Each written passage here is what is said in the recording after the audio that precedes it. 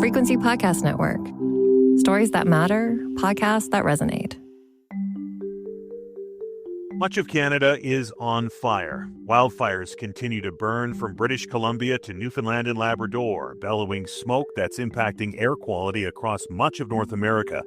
Hundreds of hectares of forest have been burnt, and thousands of people been evacuated from their homes. And unfortunately, some of those homes have been lost to the flames. One province on the east coast of Canada has been spared from a major fire this season. While there have been over 100 small wildfires in Nova Scotia in 2025, the province hasn't seen any on the scale of those out west or to the east in Newfoundland and Labrador. A few weeks back, a fire within the Halifax regional municipality around Austria Lake saw about 100 people forced from their homes for a few hours. And a fire at the end of July near Tantallon didn't see any structures threatened, but it did bring back a lot of painful memories for those living in that area. Upper Tantallon was the scene of a wildfire in May of 2023 that saw 151 homes destroyed and over 16,000 people evacuated for a number of days. At the end of July of this year, the province of Nova Scotia instituted a total ban on open fires as the wildfire threat grew with hot, dry weather in the forecast. And then, last week, Premier Tim Houston took that ban a full step forward and brought in a complete travel ban in the woodlands of the province, effectively stopping all activity in wooded areas until conditions improve. Some say the Premier's taking all the fun out of summer, while others say they understand the need for this type of restriction.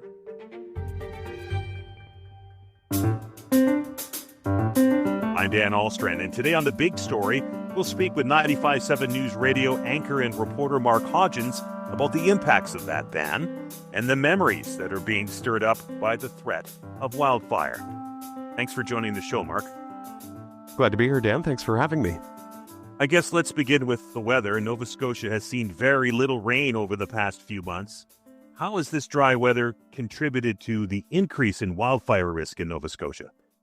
Yeah, it has been an extremely dry summer, really putting a interesting situation for Nova Scotia, where Nova Scotians are now asking for rain. Usually we have too much of it, but so far this summer it has been incredibly dry.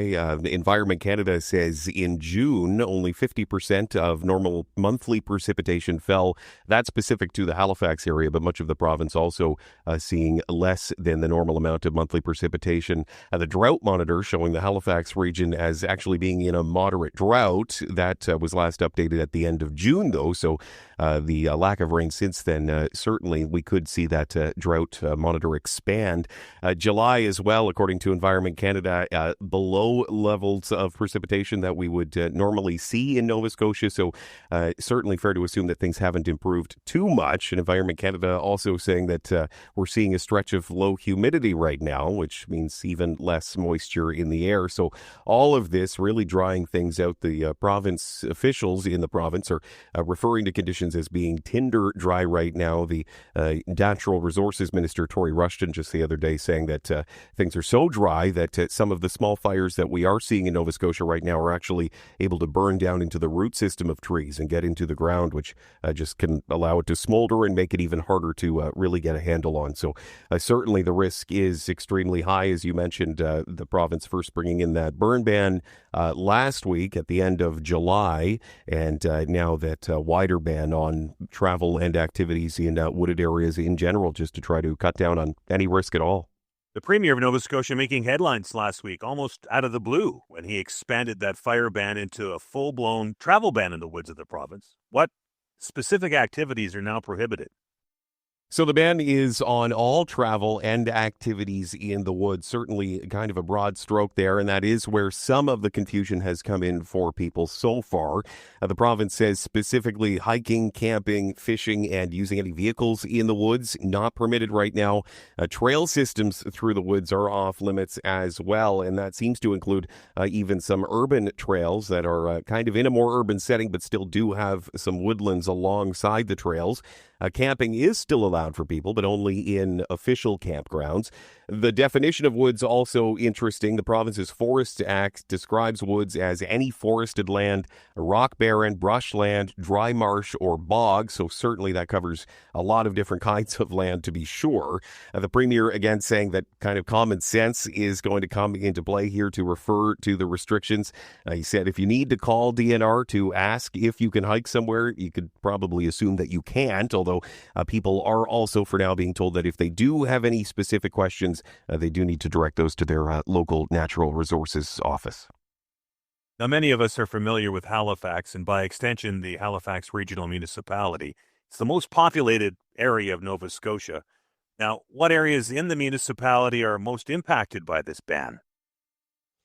Well, so a lot of trails in the municipality are being impacted, which was sort of a point of confusion for some people, thinking that maybe the more urban trails would be permitted still. But really anything with tree lines along the trails, it seems, are being impacted. So specific to Halifax, it does say the municipality that any parks that are entirely woods are closed. So that includes places like Shaw Wilderness Park and Hemlock Ravine, where you really can't go into the park without just being in the woods.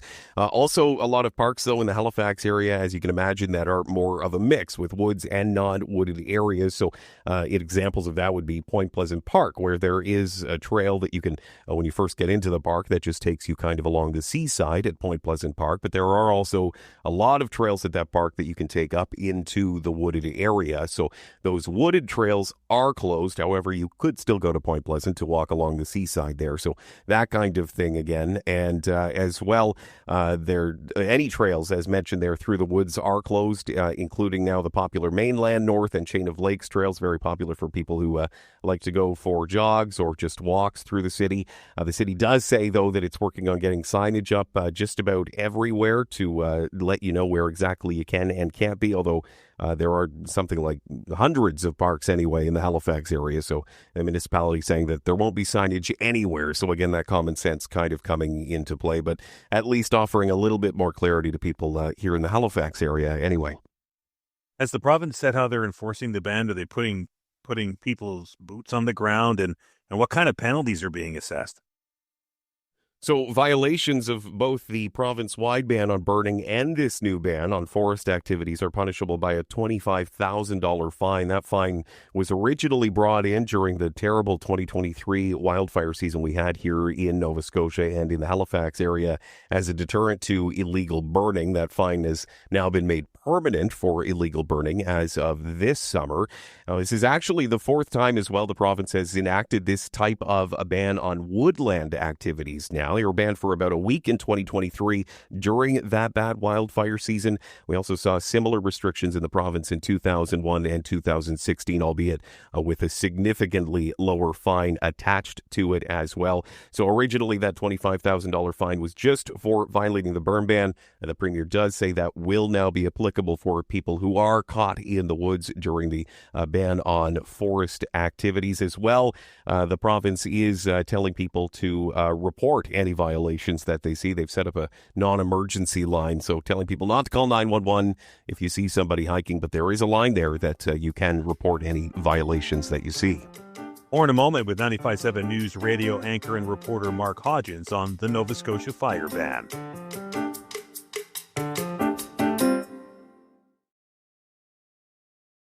Now, I understand that there have been instances this year that the province has levied that $25,000 fine that you mentioned earlier. How are residents reacting to those fines and these burn ban violations? Yeah, so according to the Department of Natural Resources, it has handed out 25 tickets overall this summer, that all for violating the burn ban. No tickets that we know of so far have been issued for the woods travel and activities in the woods ban.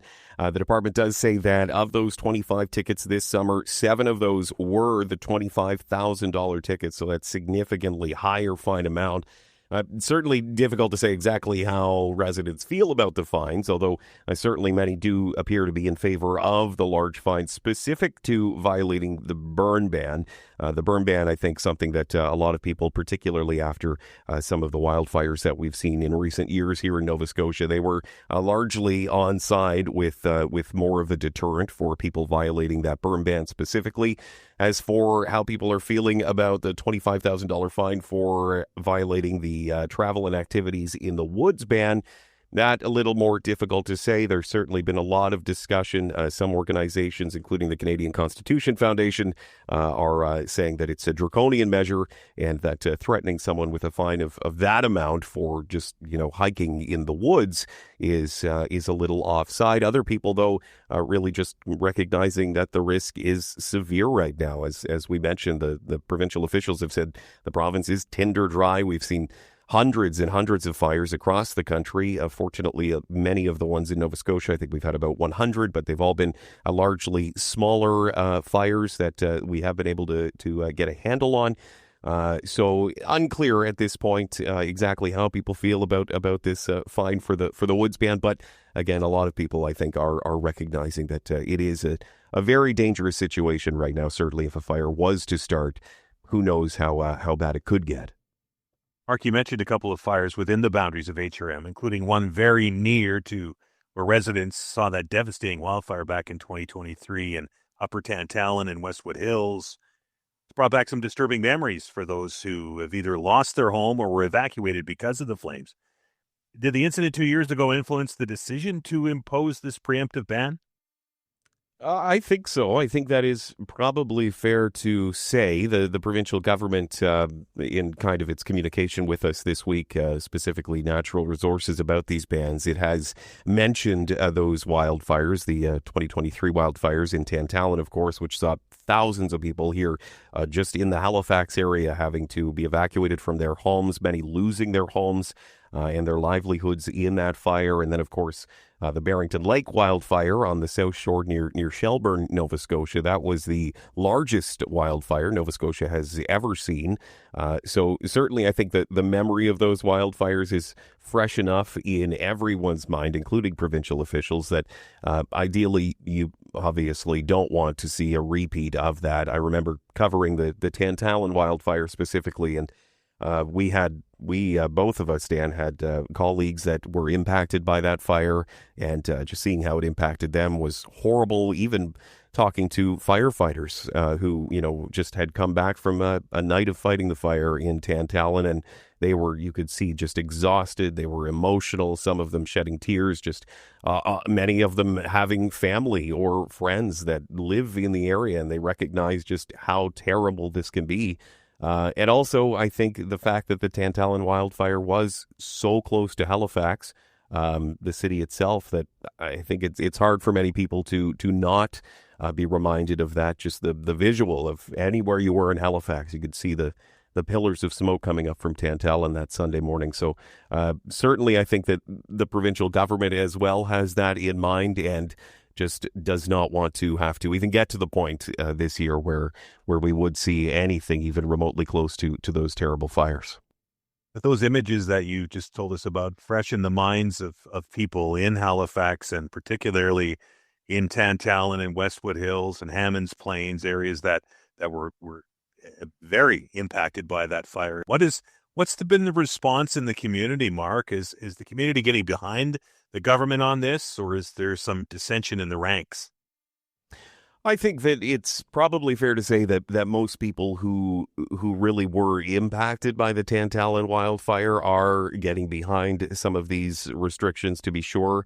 There are, of course, people who are not on side with it. There are a lot of complaints around the lack of communication and lack of clarity, perhaps, from the provincial government when just announcing this blanket ban. A lot of questions that people have, but at the same time, you have a lot of people who are just saying, yeah, it might be a kind of an extreme step, but look, we do not want to be in that position that we were in 2023 again.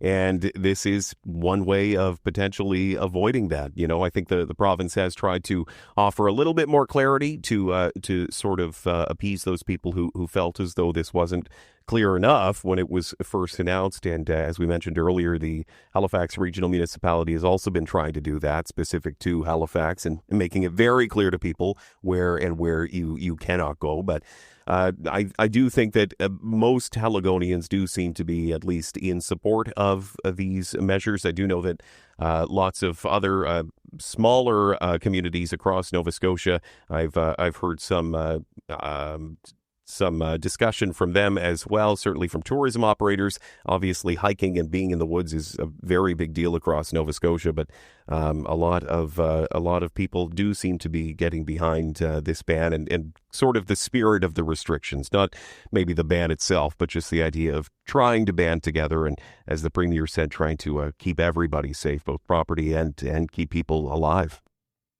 And part of that role, Mark, that the Premier and HRM are asking residents is to play a role in sort of enforcing this. And I think you mentioned it earlier. They've actually put out a telephone number for people to report violations of the ban. Yeah, so we'll see how that goes. Not exactly clear. Again, it's still early days. This ban was just brought in on Tuesday, but certainly we'll be looking for an update from Natural Resources on whether people are actually using that line to report any violations. Unclear at this point if people will be reporting each other, but certainly that line has been published online and pushed around by Natural Resources as an option if you do see somebody violating the ban. So we'll have to see if people take that route of letting Natural Resources know if they do see any kind of violation.